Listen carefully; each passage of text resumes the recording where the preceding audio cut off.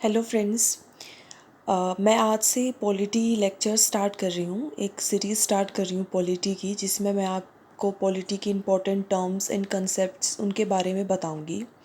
तो आज की वीडियो मैं स्टार्ट करूँगी द प्रीएम्बल से मैं अपनी वीडियो स्टार्ट कर रही हूँ।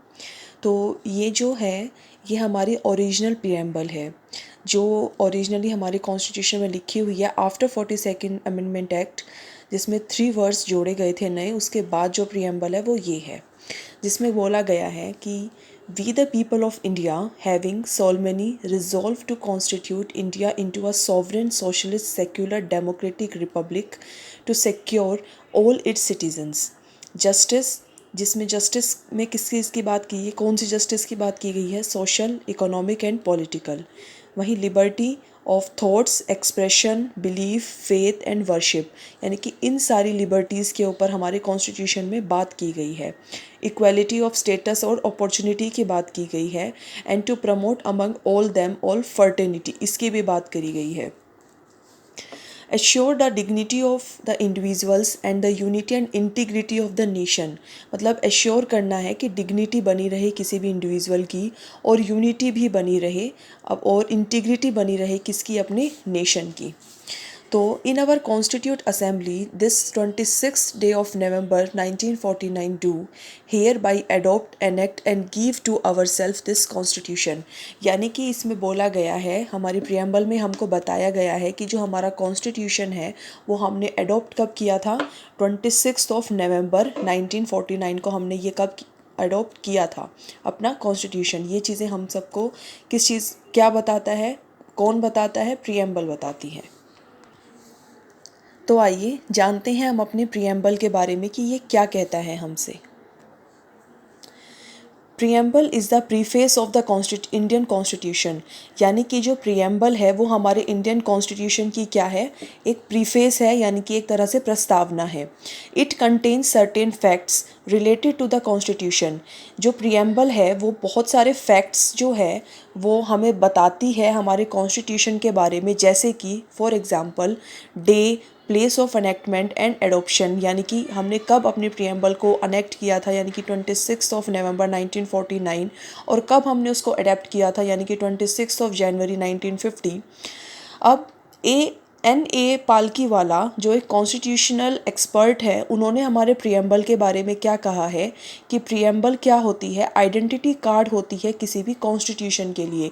यानी कि जैसे हमने इससे पहले पेज पर देखा था कि कॉन्स्टिट्यूशन मतलब जो हमारी प्रियम्बल है वो हमको क्या क्या बताती है? Social justice, economic justice, equality of opportunities, fraternity और डेट वगैरह जो भी बताते हैं, यानी कि वो एक एज अ आइडेंटिटी कार्ड जो है वो एज अ आइडेंटिटी कार्ड काम करती है हमारे कॉन्स्टिट्यूशन का। कौन? प्रियम्बल। तो कंपोनेंट्स ऑफ प्रियम्बल, हमारे प्रियम्बल के कंपोनेंट्स क्या क्या हैं? The preamble of the Indian constitutions gives an overall idea of the following, मतलब हमें एक ओवरऑल आइडिया देती है कि हमारे कॉन्स्टिट्यूशन किस चीज़ पर बेस्ड है। तो वो क्या है? सबसे पहले तो वो हमको क्या बताती है? Source of the authority of the constitution, यानी कि जो कॉन्स्टिट्यूशन है उसकी अथॉरिटी का सोर्स क्या है। तो प्रियम्बल हमको बताती है कि द कॉन्स्टिट्यूशन डिराइव्स अथॉरिटी, यानी कि जो कॉन्स्टिट्यूशन है उसको पावर, उसकी पावर कहाँ से मिली है? From the people of India. यानी कि जब हमने प्रियम्बल स्टार्ट करी थी तो जो उसमें जो पहला वर्ड आता है वो क्या है? वो जो पहली फ्रेज़ आती है वो क्या है? We the people of India. We the people of India, यानी कि ये जो फ्रेज़ है यही हमको दर्शाती है कि सोर्स का मतलब अथॉरिटी का सोर्स क्या है हमारे कॉन्स्टिट्यूशन का? वो क्या है? पीपल ऑफ इंडिया है। उसके बाद क्या बताता है? नेचर ऑफ इंडियन स्टेट, यानी कि इंडियन स्टेट का जो है वो नेचर कैसा है? It declares India to be a sovereign socialist secular democratic republican polity. ये सारे वर्ड्स मैं आपको भी एक्सप्लेन करूँगी। ये सब कुछ बताता है कि हमारे इंडियन स्टेट का नेचर कैसा है। उसके बाद बताता है कि ऑब्जेक्टिव ऑफ द कॉन्स्टिट्यूशन, हमारे कॉन्स्टिट्यूशन का ऑब्जेक्टिव क्या है, उसका उद्देश्य क्या है। तो उस उद्देश्य क्या है? Justice, liberty, equality, fraternity. इन सब चीज़ों के बारे में भी मैं अभी आपको बताऊंगी। Have been specialized as the objectives of the constitution, यानी कि ये स्पेसिफिकली बोले गए हैं हमारे प्रियम्बल के अंदर कि हमारे कॉन्स्टिट्यूशन के जो ऑब्जेक्टिव्स हैं वो क्या क्या हैं। आइए स्टार्ट करते हैं। सबसे पहले मैं आपको जर्नल टर्म्स बताती हूँ, like we the people of India, जहाँ से हमारे प्रियम्बल की स्टार्टिंग होती है, वो है क्या। We the people of India, इसका मतलब क्या है। तो ये हमने सबसे पहले तो यूएसए से बोरोड करी थी, ये जो फ्रेज़ थी we the people of India. तो इसका मतलब जानते हैं क्या है। इसका मतलब होता है general will. General will that is powers vested in the government have been given to it by the people. यानी कि जर्नल विल क्या कहती है, यानी कि एब्सोल्यूट मेजोरिटी एक तरह से क्या कहती है, यानी कि इसमें बोला गया है कि जो पावर है गवर्नमेंट के पास, वो किसके द्वारा दी गई है, bye the people of India. People of India ने गवर्नमेंट को पावर दी है, जिसको हम किस चीज़ का नाम देते हैं, जर्नल विल का नाम देते हैं। ये रूसो के कॉन्सेप्ट में भी आता है general will. It will always be the people of our nation who will choose the government. यानी कि हमेशा जो मतलब पीपल कैसे पावर देते हैं गवर्नमेंट को, क्योंकि हम लोग ही तो अपनी गवर्नमेंट चुनते हैं बाय द वोटिंग पावर से ही हम गवर्नमेंट को ये पावर देते हैं कि आप हमारे लिए कुछ कानून बनाइए या हमारे वेलफेयर के लिए काम कीजिए। तो इनडायरेक्टली पीपल ही वो लोग, मतलब पीपल ही है इंडिया के जो गवर्नमेंट को पावर देते हैं। ठीक है, आई होप आपको ये फ्रेज समझ आई होगी। उसके बाद वर्ड आता है हमारा सॉवरेन। सॉवरेन का मतलब क्या होता है, सॉवरेन का मतलब होता है कि it shows that India is a sovereign state.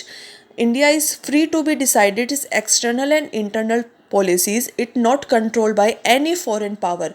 देखो, सॉवरेन का हिंदी में मतलब होता है संप्रभुता, जो यह दर्शाती है कि जो इंडिया है वो एक सॉवरेन कंट्री है, एक सॉवरेन स्टेट है, और वो बिल्कुल पूरी तरह से फ्री है, चाहे वो अपने एक्सटर्नल डिसीजंस लेने हो चाहे अपने इंटरनल डिसीजंस लेने हो।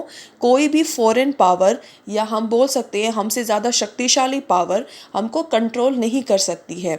आज के टाइम पर हम बहुत सारे एग्जांपल्स ले सकते हैं इसके कि इंडिया एक सॉवरेन कंट्री है। सोशलिस्ट कंट्री, देखो सोशलिस्ट जो एक टर्म है, सोशलिज्म, वो एक बहुत अम्ब्रेला आइडियोलॉजी है। लेकिन हमारे प्रियम्बल में जो सोशलिस्ट वर्ड है ये नेचुरली नहीं था, ये 42nd अमेंडमेंट एक्ट के बाद जोड़ा गया था, जिसका हम एक नैरो व्यू ले सकते हैं। वैसे तो सोशलिज्म बहुत बड़ी आइडियोलॉजी है, पर हम इसका एक नैरो व्यू ले सकते हैं, जिसका मतलब होता है कि नॉट प्रेजेंट इन द जी, the socialist word is not present in the original preamble. जैसा कि मैंने आपको बताया, ये 42nd अमेंडमेंट एक्ट के बाद जोड़ा गया था हमारे कॉन्स्टिट्यूशन में। और इसका मतलब होता है कि to provide a better standing of life, social security to the people. यानी कि as a society, as a whole, हमें लोगों को बेटर स्टैंडर्ड ऑफ लाइफ की अपॉर्चुनिटीज़ देनी चाहिए, सोशल सिक्योरिटी प्रोवाइड करनी चाहिए।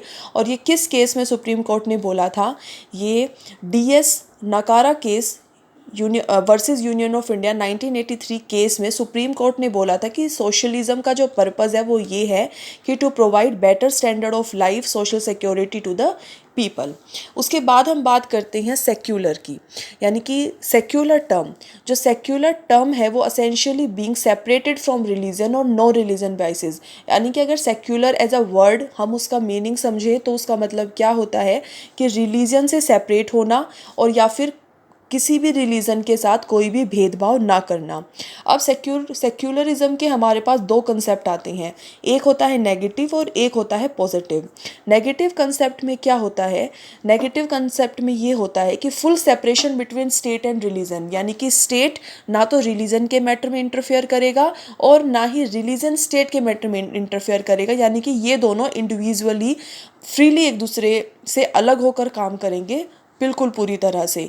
ठीक है, वहीं पर पॉजिटिव कंसेप्ट ये होता है, यानी कि ये जो नेगेटिव कंसेप्ट है ये वेस्टर्न कंट्रीज़ का है, लेकिन India as a heterogeneous society, वहाँ पर होमोजीनियस नहीं है। जैसा कि हम जानते हैं बहुत सारे धर्म, जाति, बहुत सारे लोग, अलग अलग धर्म जाति के लोग भारत में रहते हैं, इसीलिए यहाँ पर नेगेटिव कंसेप्ट को हम लेकर नहीं चल सकते हैं, हमें सारे धर्मों को एक साथ लेकर चलना पड़ेगा।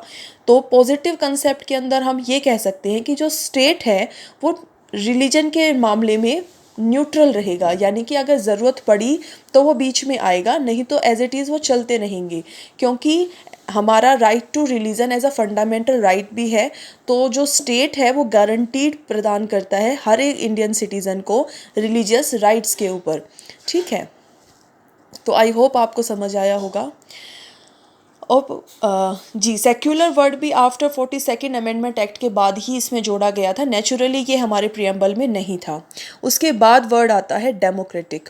Constitution provide for representative democracy. Democratic का बहुत इजी सा मतलब ये होता है कि जो कॉन्स्टिट्यूशन है वो रिप्रेजेंटेटिव डेमोक्रेसी हम लोगों को प्रोवाइड कर रहा है, यानी कि हम अपने रिप्रेजेंटेटिव्स चुन रहे हैं बाय द वोटिंग, तो वो आगे चल के रूल करते हैं। बस डेमोक्रेटिक का यही मतलब। अब रिपब्लिक, देखो रिपब्लिक का मतलब हम एक एज अ नैरो टर्म तो ये सोच सकते हैं कि जो state head of the state है,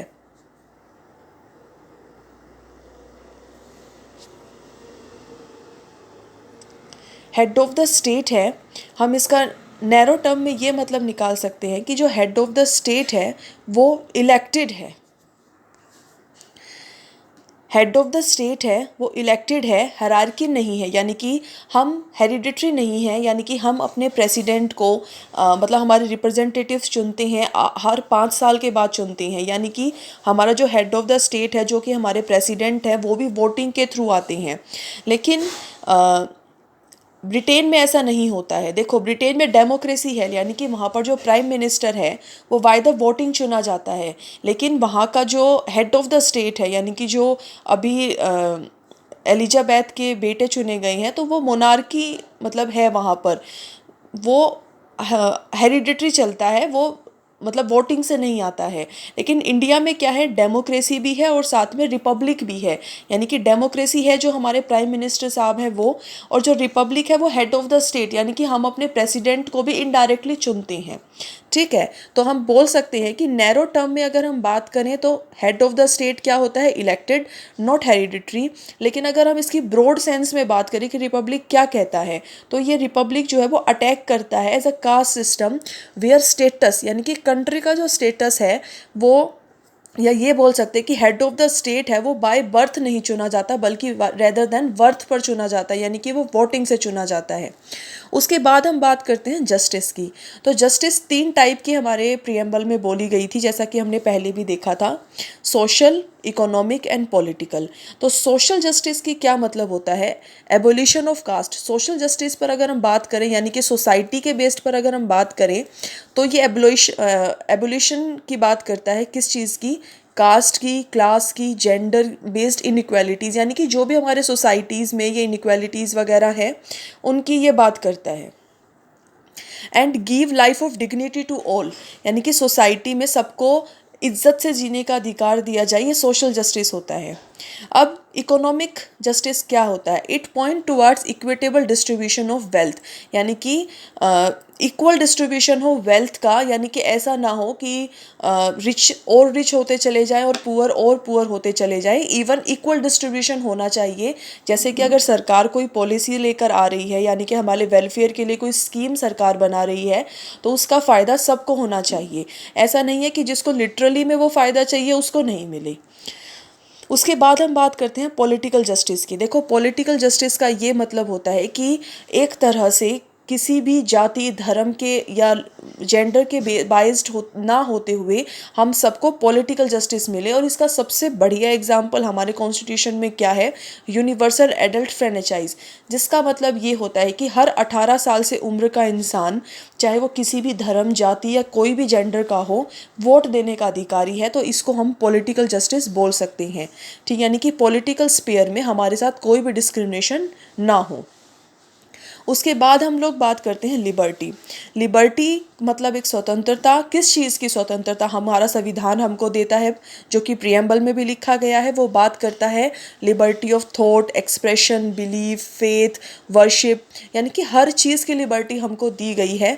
consider essential for wellbeing of the people, यानी कि ये सारी चीज़ें, हम क्या विचार रखते हैं अपने मन में, हमारे क्या एक्सप्रेशंस हैं, हम क्या बोलना चाहते हैं, हम किस चीज़ पर बिलीव करते हैं, किस चीज़ पर हम फेथ करते हैं, वर्शिप हम कैसे करते हैं, यानी कि ये सब चीज़ों की स्वतंत्रता हमको हमारा संविधान प्रदान करता है। उसके बाद हम लोग बात करते हैं इक्वालिटी की। Secure equality of status of opportunities, thus abolition discrimination based on caste, gender, religion, race etcetera. यानी कि इक्वालिटी का मतलब क्या होता है कि समानता, यानी कि हमें इक्वल स्टेटस मिले, हर एक चीज़ की समान अपॉर्चुनिटी हमको मिले, और क्या चीज़ें एब्लोइश हों हमारे संविधान से, caste based discrimination, gender based discrimination, religion and race based discrimination और एक्सेट्रा। यानी कि किसी भी तरह से हमारे साथ किसी भी तरह का भेदभाव नहीं होना चाहिए, ये हमारा संविधान हमको बोलता है। उसके बाद आता है फर्टेनिटी। फर्टेनिटी का साथ मतलब ये होता है कि भाईचारा, यानी कि हम अपने देश में एकता बढ़ाएं। It represent the spirit of brotherhood, यानी कि भाईचारा बढ़ाएं। The necessary condition for national integration, यानी कि हमारे देश में आंतरिक किसी भी तरह का कोई भी मनमुटाव किसी के साथ भी ना हो, तभी देश उन्नति कर सकता है। अगर हम आपस में ही लड़ते रहेंगे एक दूसरे से, तो देश उन्नति कैसे करेगा। तो ये हमारा संविधान हमको बोलता है। और इक्वेलिटी, फर्टिनिटी और लिबर्टी। लिबर्टी, इक्वेलिटी, फर्टिनिटी, जो अभी हमने तीनों वर्ड्स देखे, इनको हम ट्रिनिटी भी बोलते हैं, Trinity of the constitution. Dignity की बात करते हैं अब। लास्ट फ्रेज जो हमारे प्रियम्बल में हमको बोला गया है, the constitution aims to give the life of dignity to all, यानी कि जो कॉन्स्टिट्यूशन है उसका एम ये है कि वो सबको डिग्निटी वाली लाइफ दे, यानी कि सबको इज्जत वाली लाइफ दे। It denotes a right to adequate means of livelihood, human condition of work, decent standards of living. इसका मतलब ये होता है कि जो भी एडवोकेट मीन्स है हमारी लाइवलीहुड के, जो कि हम बोलते हैं रोटी, कपड़ा, मकान, शिक्षा और स्वास्थ्य है, यानी कि ये सबको प्रदान होना चाहिए। मतलब जो एडवोकेट है, यानी कि जो बहुत बेसिक नीड है वो तो हमारी पूरी होनी ही चाहिए। उसके अलावा ह्यूमन कंडीशन ऑफ वर्क, यानी कि हम जो भी काम करते हैं वहाँ पर ह्यूमन कंडीशंस के साथ हो, यानी कि हमारे साथ जानवरों जैसा सलूक ना किया जाए। और decent standing of living, at least मतलब इज्जत के साथ जो ज़िंदगी मिले वो। यानी कि डिग्निटी का साफ मतलब ये होता है कि जो हमारी बेसिक नीड है, यानी कि एक इज्जत के साथ जीवन जीने का अधिकार हमको दिया जाए। तो आज की क्लास में बस इतना ही। जो इम्पोर्टेंट फ्रेजेस थे हमारे प्रियम्बल में जो यूज़ किए गए हैं, मैंने आपको वो एक्सप्लेन किए। अब नेक्स्ट क्लास में मैं आपको प्रियम्बल से रिलेटेड केसेस बताऊंगी, और क्या सुप्रीम कोर्ट के सामने जो क्वेश्चंस थे हमारे प्रियम्बल को लेकर वो बताऊंगी।